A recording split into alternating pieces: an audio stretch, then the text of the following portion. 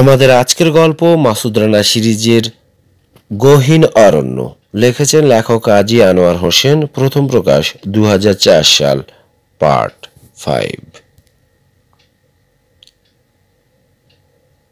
রমাগানা থেকে রওনা হওয়ার 5 ঘন্টা পর প্রাকৃতিক দৃশ্য বদলে গেল।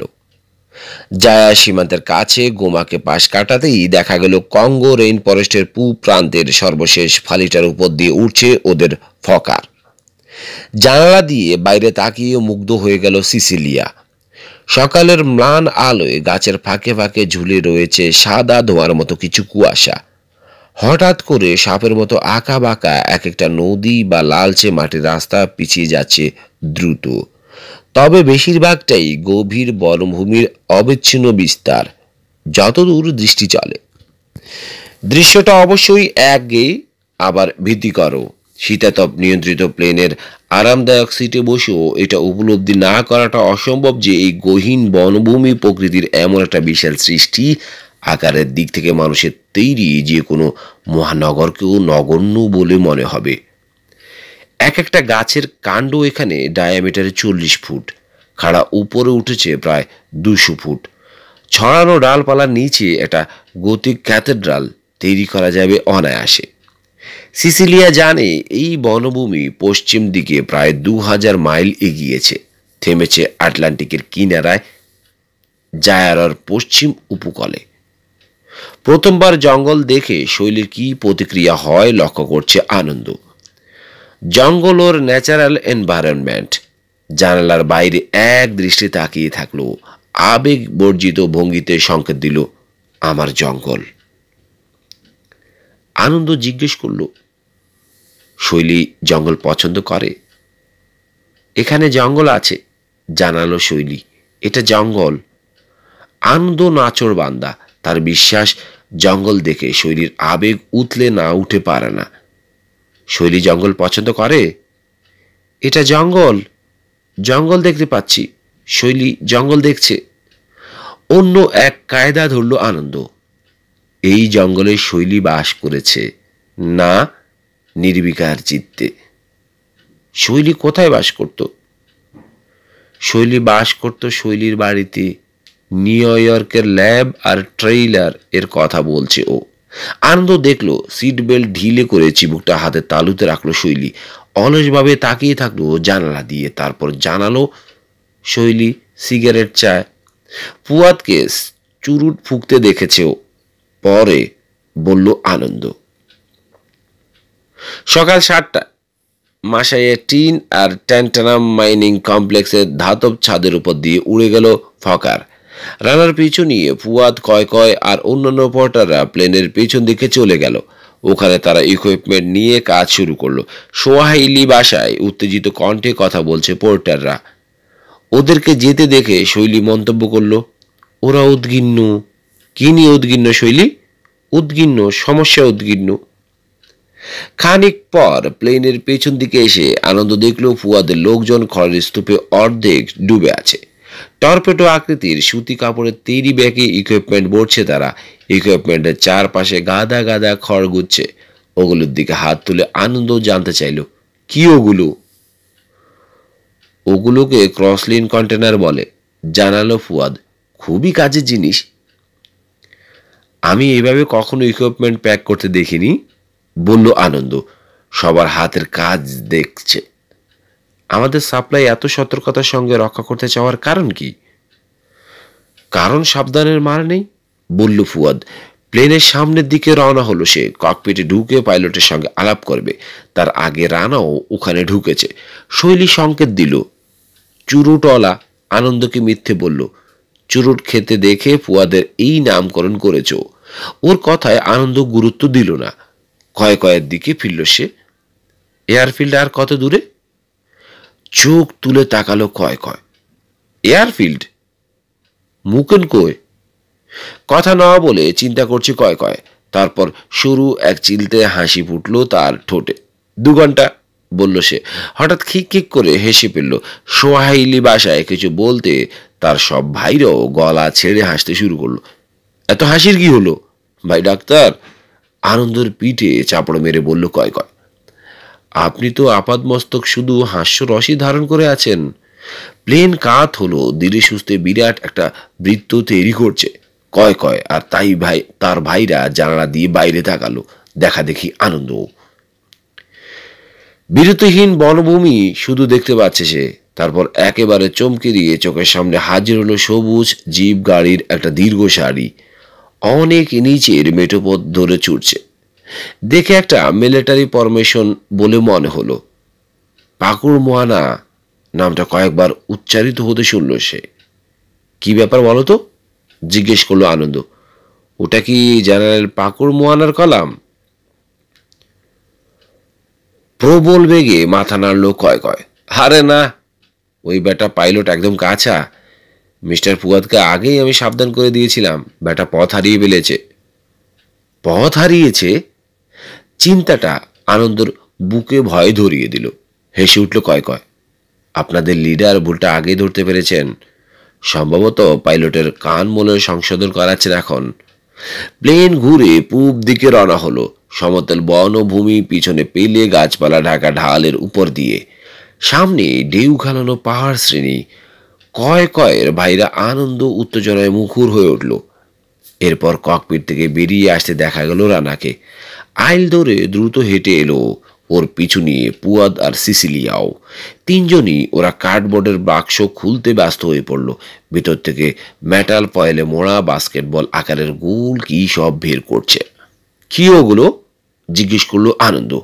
এই সময় প্রথম বিস্ফোরণটা শোনা গেল। ভীষণ এক ধাক্কাকে কেঁপে উঠল ফকার। ছুটে এসে জানালা দিয়ে বাইরে তাকালো আনন্দ। সাদা ধোঁয়ার তৈরি সরল একটা শুরু দেখতে পেল। শেষ মাথাটা বিস্ফোরিত হয়ে কালো ধোঁয়ার বিরাট মেঘে পরিণত হয়েছে। কাজ হচ্ছে ফকার, ঘুরে যাচ্ছে জঙ্গলের দিকে। নিচে সবুজ বনভূমি থেকে সাদা আরেকটা রেখাকে আকাশে উঠতে দেখা গেল।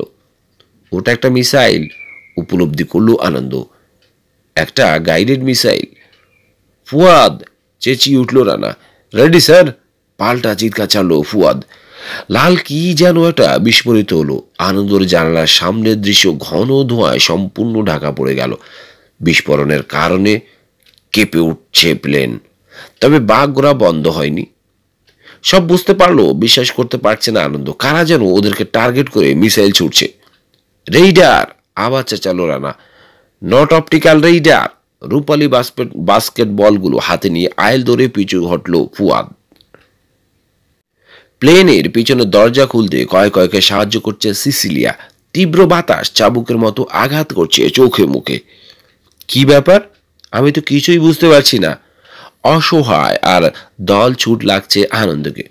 চিন্তা করবি না, কাঁধের উপর দিয়ে তাকিয়ে বলল রানা। সময়টা আমরা পুষিয়ে নেব। হুশ করে জোরালো একটা আওয়াজ শুরু হলো। শেষ হলো আরেকটা বিস্ফোরণ ঘটায়। প্রায় খাড়াভাবে উপরে উঠছে প্লেন।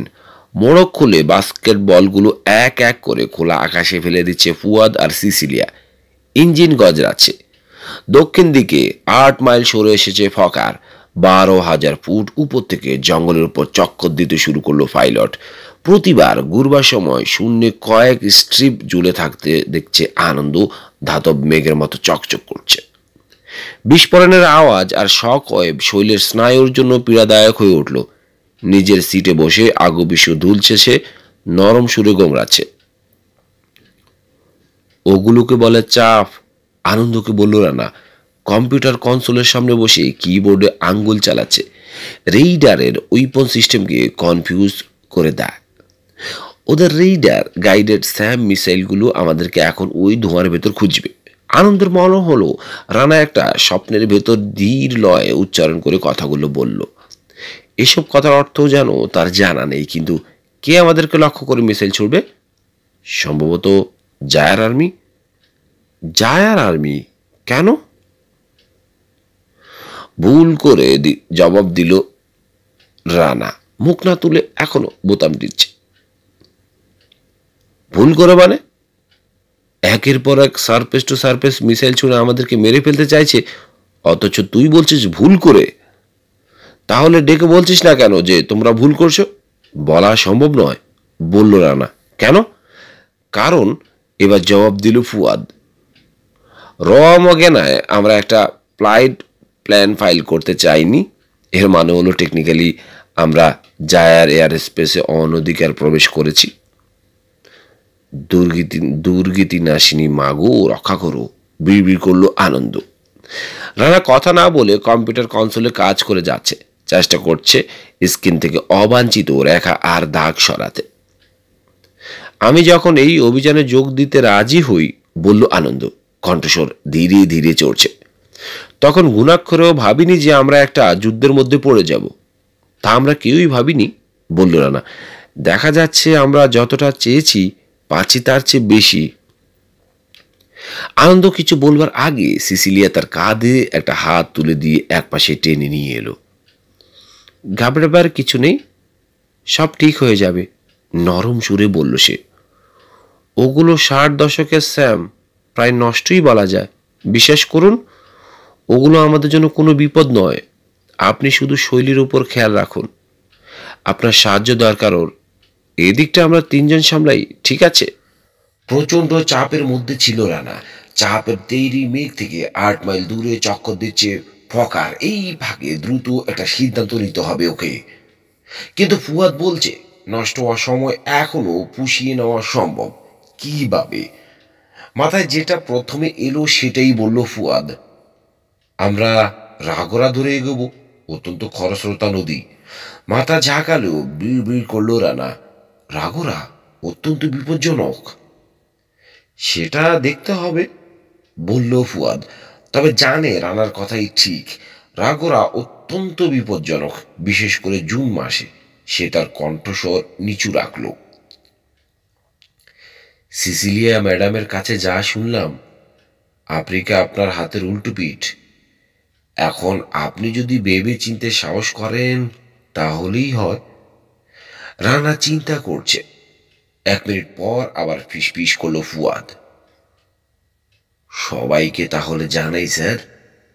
জানাও, বলল রানা। দূরে আরেকটা রকেট বিস্ফোরিত হতে শুনল ওরা। চলো এখান থেকে কেটে পড়ি। দ্রুত প্লেনের পিছন দিকে চলে এসে কয়কে ফুয়াদ বলল, ওদেরকে তৈরি হতে বলো। Yes boss. মাথা ঝাঁকালো কয়। হুইস্কির একটা বোতল হাত বদল হলো। পুরুষরা সবাই এক ঢোক করে খাচ্ছে। জানতে পারি কি হচ্ছে? জিজ্ঞেস করলো আনন্দ।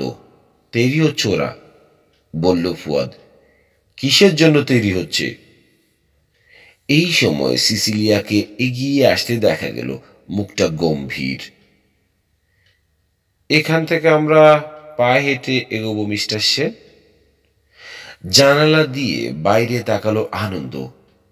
এয়ারফিল্ড কোথায়? নেই, বলল সিসিলিয়া। কি বলতে চান? এদিকে কোনো এয়ারফিল্ড নেই। তার মানে কি? কোন মাঠে নামবে প্লেন? আনন্দ কিছুই বুঝতে পারছে না। না, বলল সিসিলিয়া, প্লেন আসলে কোথাও নামবে না। তাহলে আমরা হাঁটবো কিভাবে? জিজ্ঞেস করলো আনন্দ। আর সেই মুহূর্তে তার তলপেট মোচড় খেলো, কারণ হঠাৎ ব্যাপারটা বুঝে ফেলেছে সে। শৈলী ভালো থাকবে, কণ্ঠস্বরে আশ্বাস আর হাসি জড়িয়ে বলল রানা। আনন্দর বুকের চারধারে 8-60 করে স্ট্র্যাপ বাঁধছে।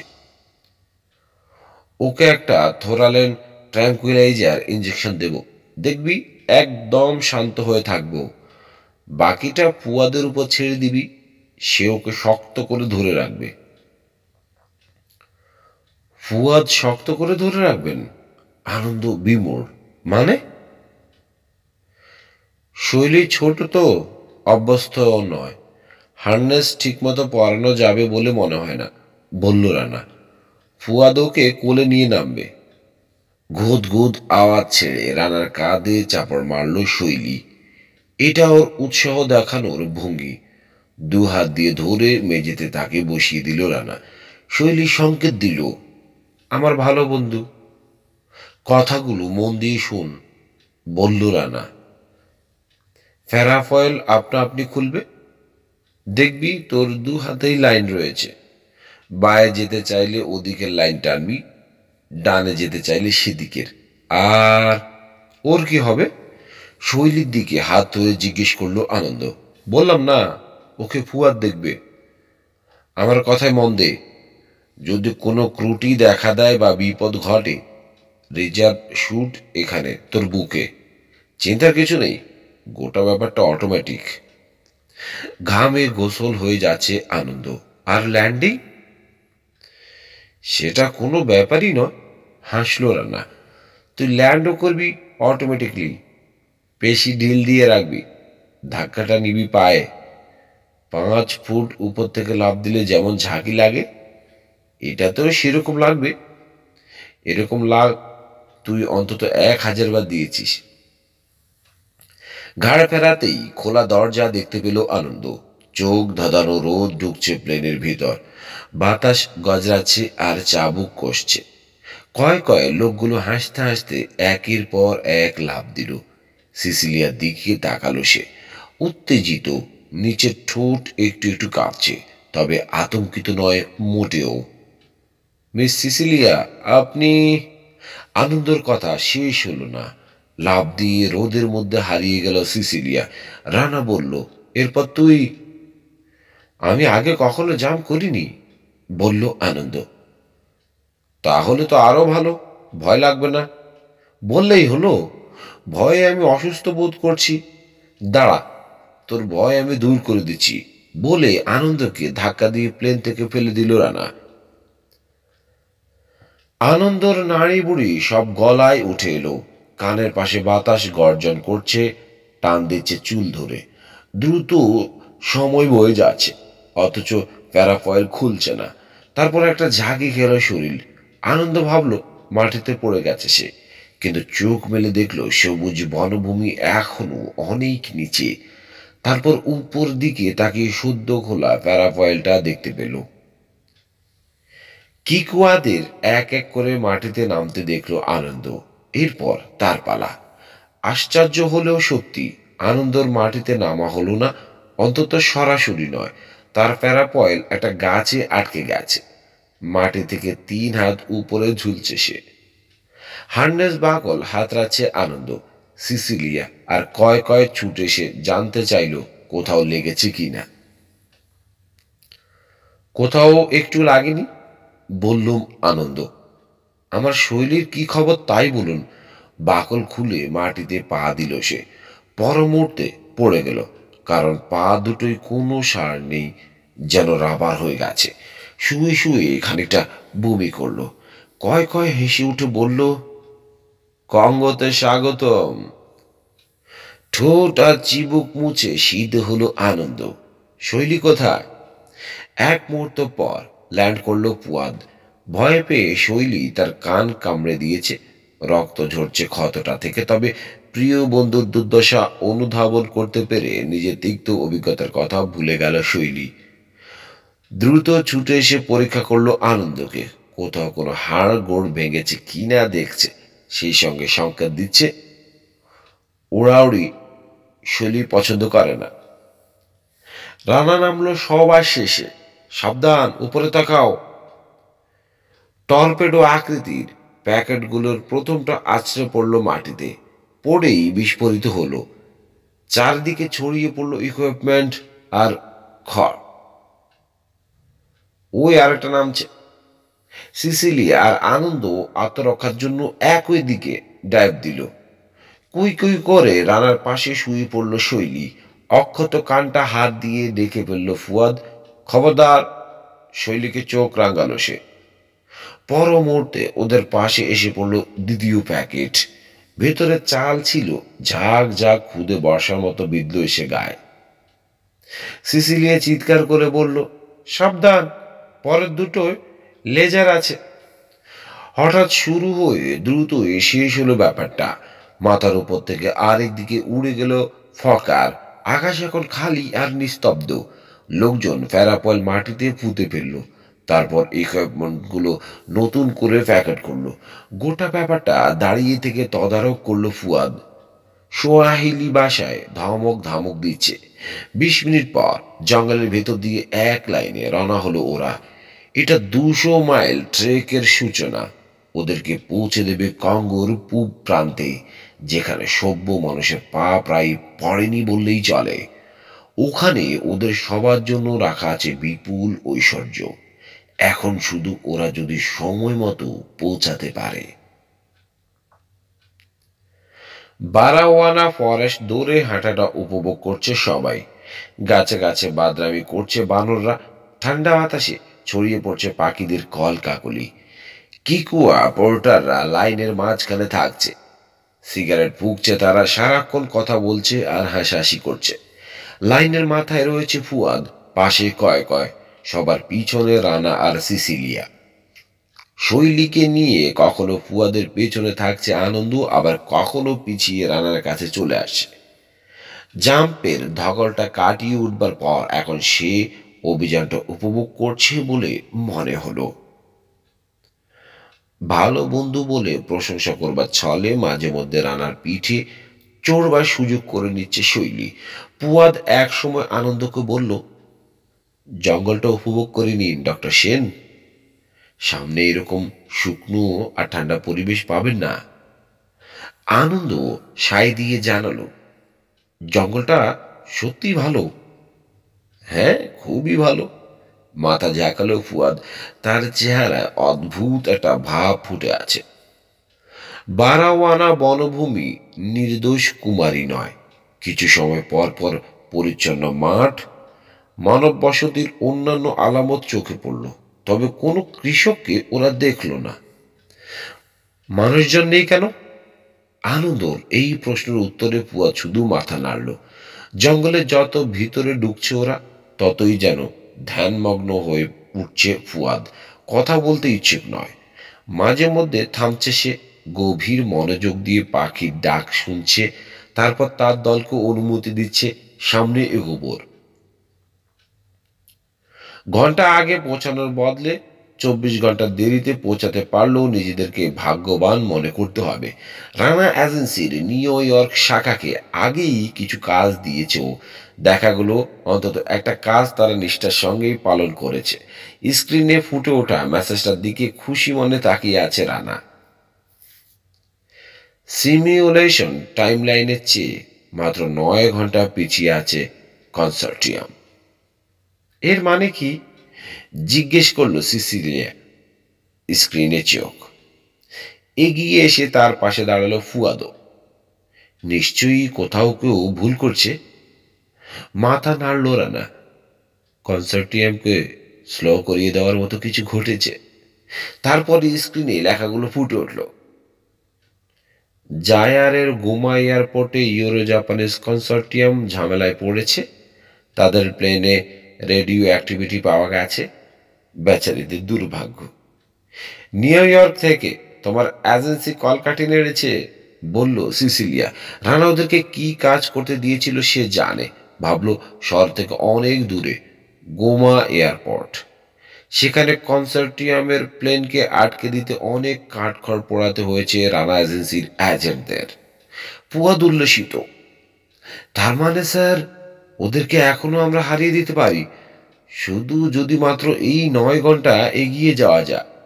হ্যাঁ, সম্ভব, বলল রানা। অন্তত চেষ্টা করে দেখতে দোষ নেই। অন্ধকার আর ভেজা ভেজা রেইন ফরেস্টে ঢুকবার সঙ্গে সঙ্গে বদলে গেল শৈলীর আচরণ। বনভূমি ওর প্রথম আর প্রকৃত ঠিকানা। সেটা মনে রেখে আনন্দ আন্দাজ করতে পেরেছিল কি ধরনের প্রতিক্রিয়া হতে পারে ওর। শৈলী আর দলের সঙ্গে থাকলো না। নিষেধ না শুনে ট্রেল ছেড়ে সরে গেল। এখানে সেখানে বসে নরম ঘাস চিবাচ্ছে। একবার বসলে সহজে নড়ানো যাচ্ছে না, তাগাদা দিলেও শুনছে না। দলের সঙ্গে থাকবার আনন্দর অনুরোধ গায়েই মাখল না। আচরণে অলস একটা ভাব এসে গেছে। চোখে খানিকটা শূন্য দৃষ্টি, টানের আকৃতি রোদ গায়ে মেখে মাটিতে পিঠ দিয়ে শুয়ে থাকলো, তৃপ্তির সঙ্গে ঢেকুর তুলছে বা সশব্দে নিঃশ্বাস ফেলছে। এরকম করছো কেন, জানতে চাইল রানা। আবার গরিলা হয়ে গেছে, বলল আনন্দ। গরিলারা নিরামিষ বুঝি, সারাদিনই চিবায়, শরীরটা বিরাট তো। প্রচুর খাবার লাগে। শৈলী জঙ্গলে ঢুকতেই বৈশিষ্ট্যগুলো ফিরে পেয়েছে। তা না হয় বুঝলাম, বলল রানা। ওকে তুই দলের সঙ্গে ধরে রাখতে পারিস না? চেষ্টা তো করছি, কিন্তু আমার দিকে মন নেই ওর। কারণটা সে জানে। অবশেষে এমন এক জগতে ফিরে এসেছে শৈলী, যেখানে আনন্দ সেন অপ্রাসঙ্গিক হয়ে গেছে। সেখানে নিজেই নিজের খাবার, আশ্রয় আর নিরাপত্তার ব্যবস্থা করতে পারেও। ঠিক আছে, অবশেষে সমাধান দিল রানা। ওকে এখানে রেখেই এগোবো আমরা। আনন্দর কুনুইটা শক্ত করে ধরে হাঁটা ধরল। বাকি সবাইও রওনা হয়ে গেছে। খবরদার, একবারও পিছিয়ে ফিরে তাকাবি না, বলল ও। স্রেফ হাঁটতে থাক, ওকে গ্রাহ্য করার দরকার নেই। কয়েক মিনিট নিঃশব্দে হাঁটলো ওরা। আনন্দ বলল, ও আমাদের পিছু নাও নিতে পারে। অ্যানিমেল বিহেভিয়ারের উপর পিএইচডি করেছিস, বলল রানা। আমার ধারণা ছিল গরিলাদের সম্পর্কে তো ধারণা আছে। আছে বই কি।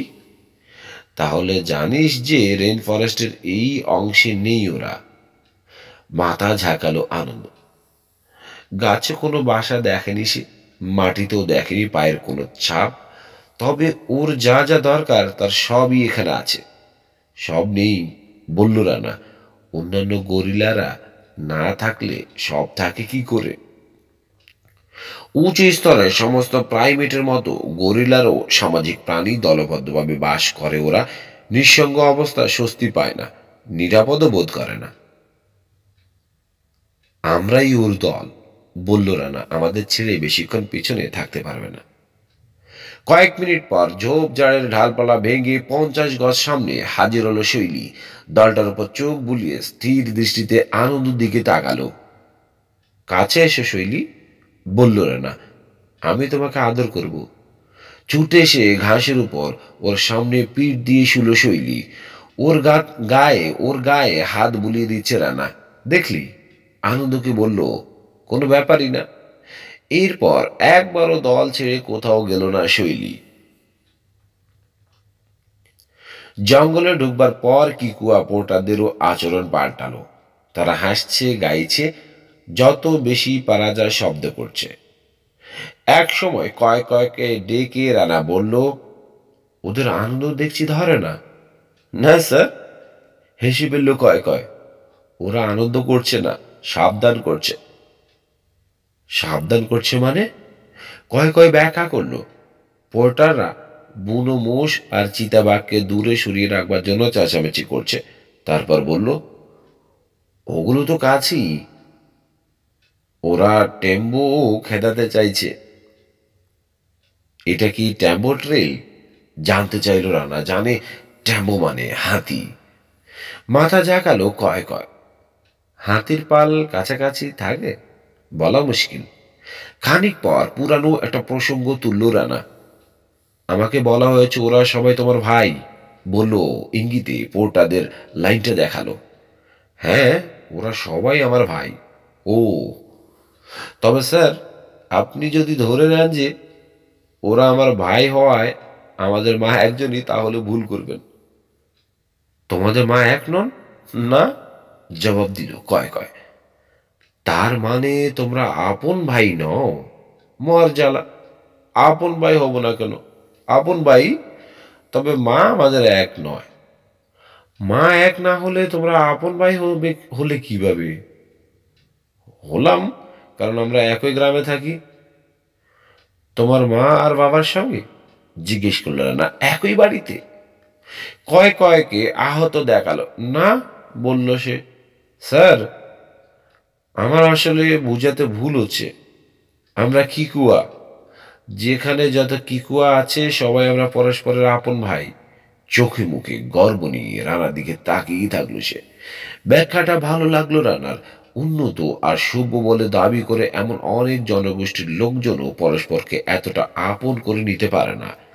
রানার কাঁধ থেকে ইলেকট্রনিক ইকুইপমেন্ট ঝুলছে। ওর এই বোঝা খানিকটা লাঘব করতে চাইল কয়। খানিক পরপরই ওয়াশিংটন বা নিউ ইয়র্কের সঙ্গে যোগাযোগ করতে হচ্ছে, তাই রাজি হলো না রানা। সকাল 10:30টায় ওয়াশিংটনের সঙ্গে যোগাযোগ করা সম্ভব হলো। মার্ক জিলেটও কনসার্টিয়ামের পিছিয়ে পড়বার খবরটা দিলেন। তবে এও জানালেন যে ওদের এগোবার গতিও খুব কম। সিসিলিয়া আর ফুয়াদকে ডেকে ব্যাপারটা জানালো রানা।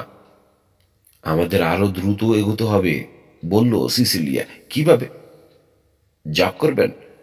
ব্যায়াম হিসেবে খুব ভালো, বলল ফুয়াদ। তারপর ভাবলো সিসিলিয়ার জন্য কাজটা না বেশি কঠিন হয়ে যায়, তাই আবার বলল, এই জায়গা আর বিরুঙ্গার মাঝখানে অনেক কিছু ঘটতে পারে। দূরে মেঘ ডাকবার গম গমে আওয়াজ শুনল ওরা। তারপর মাত্র 10 মিনিটের মধ্যে ঝমঝম করে তুমুল বৃষ্টি শুরু হয়ে গেল। ফোঁটাগুলো এত বড় আর ভারী যে সত্যি ব্যথা লাগছে। পরবর্তী 1 ঘন্টা বিরতিহীন ঝরতে থাকলো, থামলো ঠিক যেভাবে শুরু হয়েছিল তেমনি ভাবেই। হঠাৎ সবাই ঠক ঠক করে কাঁপছে, ভিজে কাপড় চোপড় চামড়ার সঙ্গে সেটে গেছে। লাঞ্চের জন্য থামবার কথা বলল ফুয়াদ। রানা আপত্তি করল না। সঙ্গে সঙ্গে খাবার সন্ধানে ছুটল শৈলী। চাল ডাল মাংস দিয়ে খিচুড়ি রাঁধল পোর্টাররা। নিজের আর সিসিলিয়ার পায়ে সেটে থাকা যোগগুলোকে সিগারেটের ছ্যাঁকা দিয়ে পোড়ালো রানা। সবগুলো রক্ত খেয়ে বেলুনের মতো ফুলে আছে। সিসিলিয়া বলল, আমি টেরই পাইনি। আনন্দর পা থেকে ফুয়াদো যোগ খসাচ্ছে। বৃষ্টি হলে উপদ্রবটা আরো বাড়ে, বলল সে। তারপর ঝট করে মুখ তুলল। জঙ্গলের উপর চোখ বোলাচ্ছে। কোনো সমস্যা? না, কিছু না, বলল ফুয়াদ। তারপর যোগ প্রসঙ্গে ফিরে এসে ব্যাখ্যা করলো কি কারণে ওগুলোকে পুড়িয়ে ফেলা দরকার। টেনে ছাড়ানো হলে যোগের মাথার অংশবিশেষ মাংসের ভিতর আটকে থাকে, আর পরে সেটা ইনফেকশনের কারণ হয়ে দাঁড়ায়। কয় কয় ওদের জন্য খাবার নিয়ে এলো? ফুয়াদ তাকে প্রশ্ন করলো। লোকগুলো সব ঠিক আছে তো? হ্যাঁ, বলল কয় কয়। সবাই ঠিক আছে, ওরা ভয় পাবে না। রানা প্রশ্ন করতে যাচ্ছিল ভয় পাওয়ার কি ঘটলো, কিন্তু ফুয়াদের চোখের বাসা পড়তে পেরে মুখ খুলল না। কিসের ভয়? জানতে চাইল আনন্দ। খাওয়ায় মন দিন, স্বাভাবিক থাকুন, বলল ফুয়াদ। ছোট্ট ফাঁকা জায়গাটা চারদিকে ভয়ে ভয়ে তাকালো আনন্দ। খান, ফিসফিস করল ফুয়াদ। ওদেরকে অপমান করবেন না। আপনার জানার কথা নয় যে ওরা এখানে আছে। দলের সবাই চুপচাপ খাওয়ায় ব্যস্ত থাকলো। কয়েক মিনিট পার হয়ে গেল, কিছুই ঘটছে না। তারপর কাছাকাছি একটা ঝোপ নড়ে উঠল। ভিতর থেকে বাইরে বেরিয়ে এলো একজন পিগমি। মুখটা ড্রাম আকৃতির, লম্বায় 4.5 ফুট। গায়ের রং কালো হলেও ঘন কালো নয়। পরনে শুধু নেংটি, কাঁধে ঝুলছে তীর আর ধনুক। সবার উপর চোখ বুলাচ্ছে। বুঝতে চাইছে এদের মধ্যে কে দলনেতা। দাঁড়ালো ফুয়াদ। দ্রুত কয়েকটা কথা বলল সে। ভাষাটা সোয়াহিলি নয়। সঙ্গে সঙ্গে জবাবে কিছু বলল পিগমি লোকটা। তাকে একটা আধ পোড়া সিগারেট দিল ফুয়াদ, যেটা দিয়ে আনন্দর পা থেকে যোগ খসাচ্ছিল। ফুয়াদের এই আচরণ রানার ভালো লাগলো না, কিন্তু লোকটার সামনে এসে যদি ভুলটা ধরিয়ে দেওয়া হয়, ফুয়াদকে অপমান আর ছোট করা হবে। ওকে সিগারেটের পুরো একটা প্যাকেটই তুমি দিতে পারো, বলল রানা। নিজের ভুল হয়তো ধরতে পেরেছে ফুয়াদ। পকেট থেকে তাড়াতাড়ি নতুন একটা প্যাকেট বের করলো সে। ইতিমধ্যে তার দেওয়া সিগারেটের টুকরোটা না ধরিয়ে নেংটির সঙ্গে আটকানো একটা লেদার পাউচে রেখে দিয়েছে পিগমি লোকটা। এটা, বলল ফুয়াদ। প্যাকেটটা বাড়িয়ে ধরল। আমাদের লিডারের তরফ থেকে। হাত চালিয়ে প্যাকেটটা খুলল লোকটা। অত্যন্ত যত্নের সঙ্গে একটা সিগারেট বের করে ধরালো।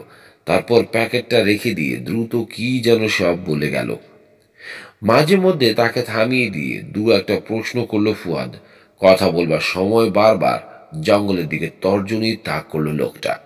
স্যার, ও বলছে ওদের গ্রামে একজন শ্বেতাঙ্গ লোক মারা গেছে, বলল ফুয়াদ। নিজের প্যাকটা তুলল সে।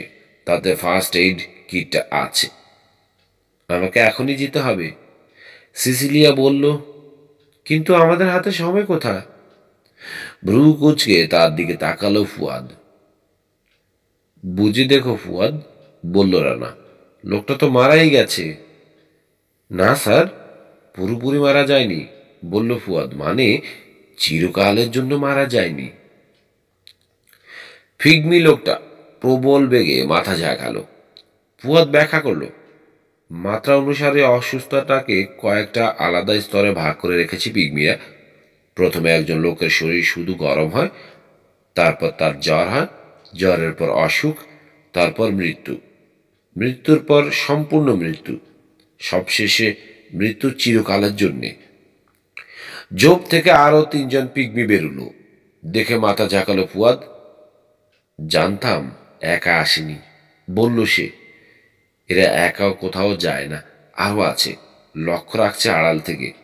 ভয়ের ব্যাপার, বিড় করে জানতে চাইল সিসিলিয়া। বোকার মতো যদি ভুলভাল কিছু করে বসি তাহলে, জবাব দিল ফুয়াদ। কেউ অস্ত্র বের করবেন না, হঠাৎ কেউ দৌড় দেবেন না। ওরা চমকালে বা ভয় ফেলে তীর ছুড়বে।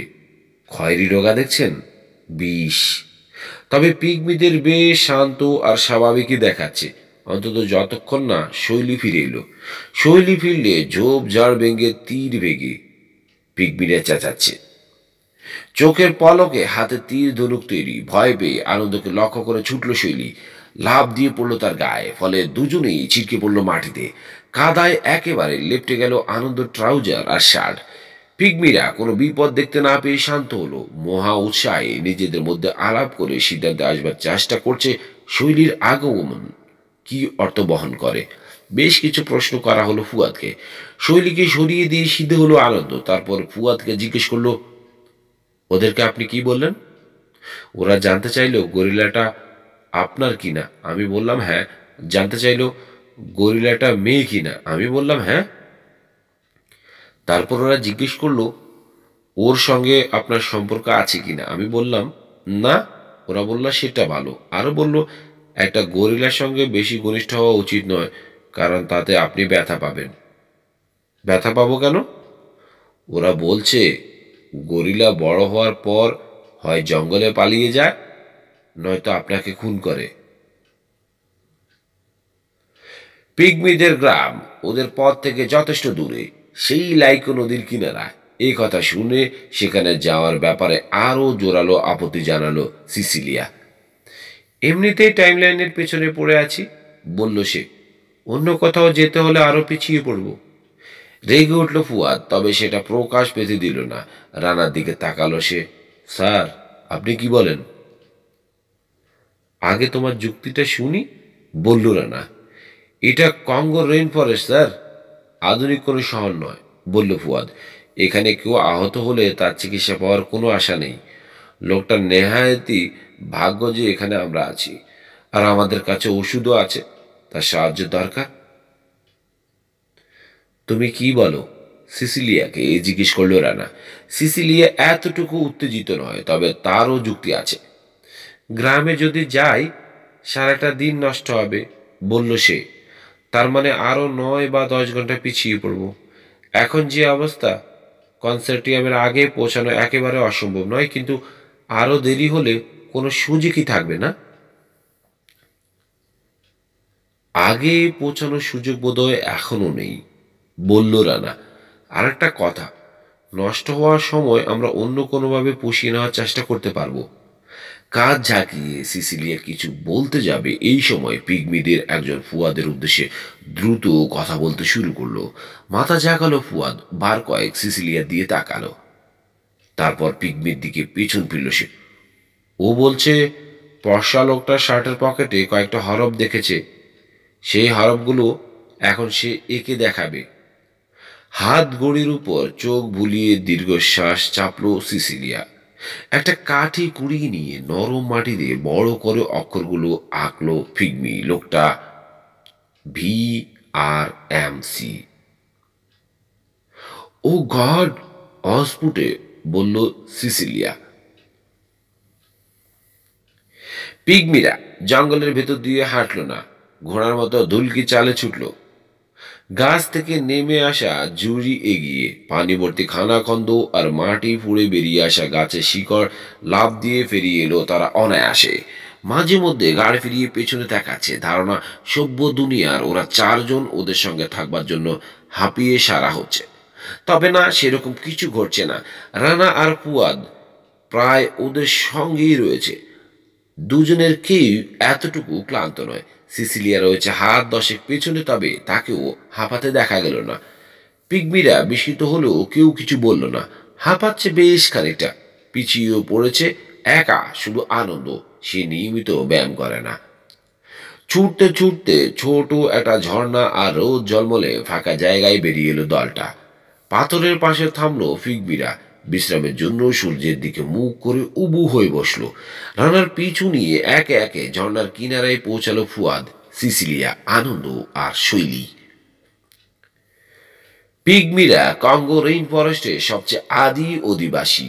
ক্ষুদ্র আকৃতির, স্বতন্ত্র আচরণ, কুশলী তৎপরতার কারণে কয়েক শতাব্দী আগেই বিখ্যাত হয়ে উঠেছে ওরা।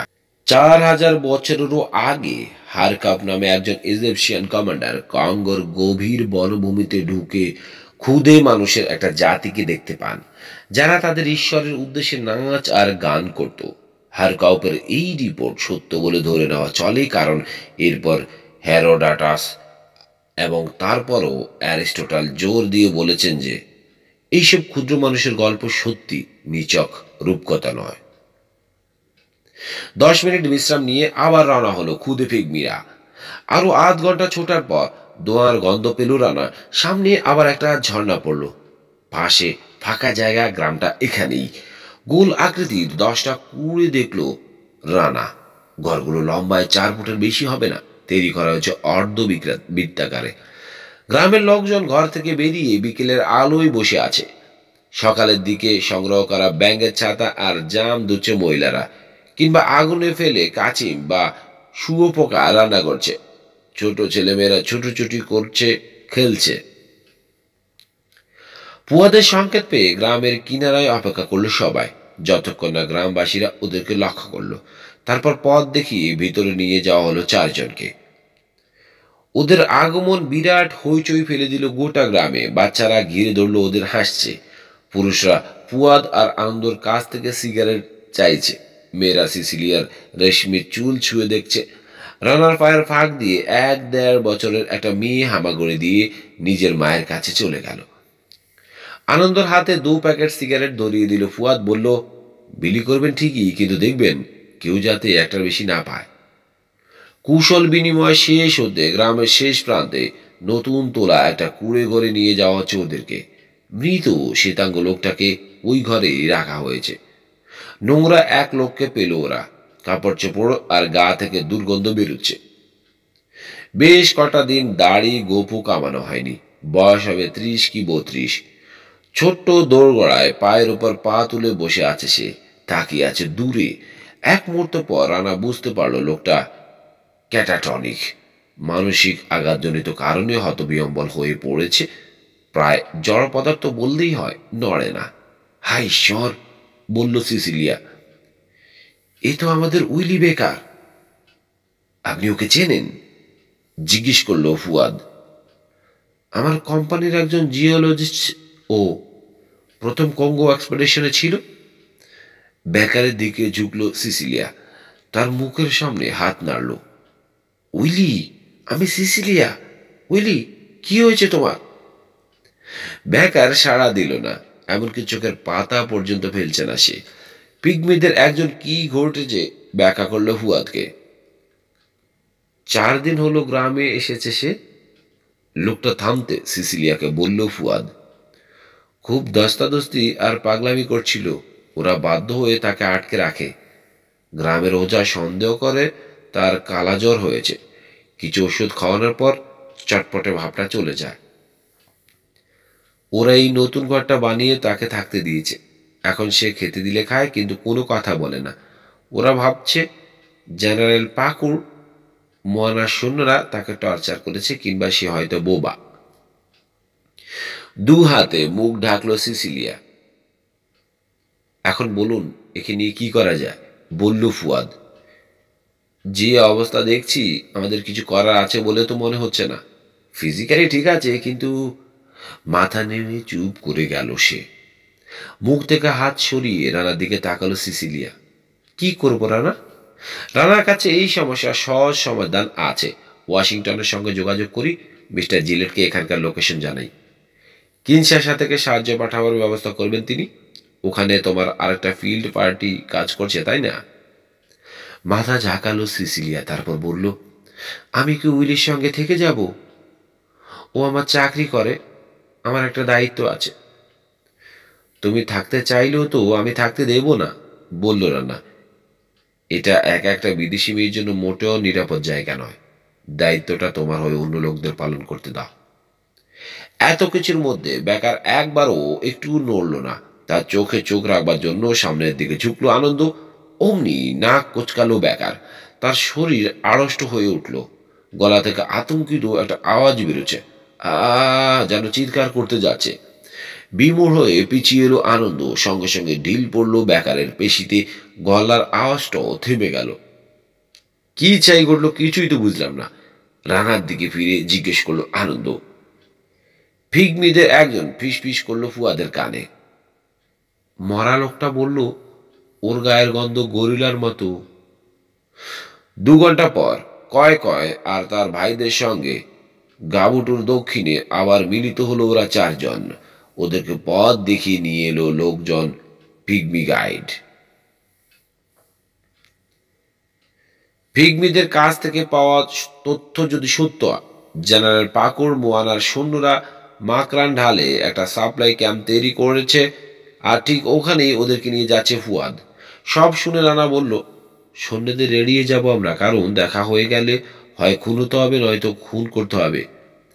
একমাত্র বিকল্প রাস্তাটা পশ্চিম দিকে চলে গেছে, রাঘরা নদীর দিকে। ফুয়াদ ব্রু কুচকে ম্যাপের দিকে তাকিয়ে থাকলো।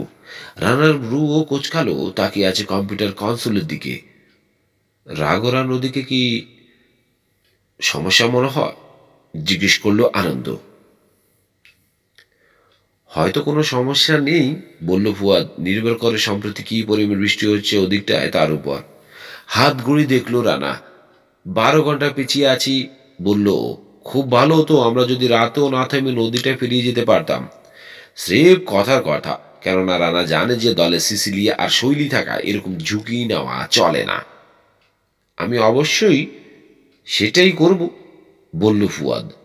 তার দিকে অবাক হয়ে তাকালো রানা। এরকম কথা আগে কখনো কোনো এক্সপিডিশন গাইডের মুখে শুনিনিও। গভীর বনভূমির ভিতর দিয়ে রাতে পথ চলা, কোনো গাইড এটা ভাবতেই পারে না। তুমি সেটাই করবে কেন? কারণ, বলল ফুয়াদ, বাধাগুলো বাটের দিকে রাতে তেমন বিপজ্জনক নয়। কি বাধা?